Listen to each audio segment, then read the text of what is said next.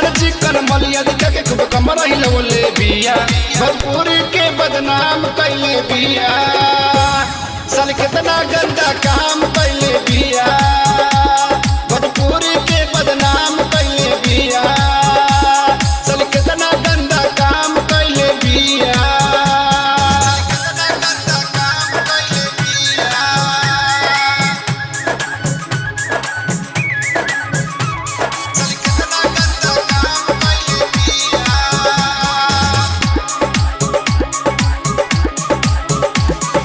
पता नहीं कैसी तू बंदी है, आदत तेरी इतनी गंदी है, चाटती है खूब चटवाती है, वीडियो में सबको दिखाती है,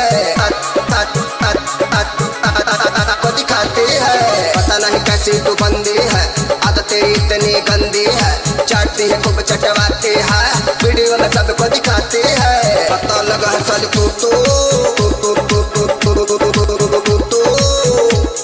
बरंडी है, तू बरंडी है।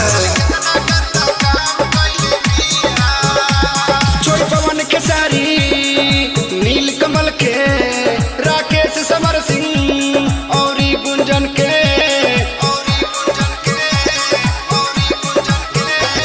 छोड़ी पवन खेसारी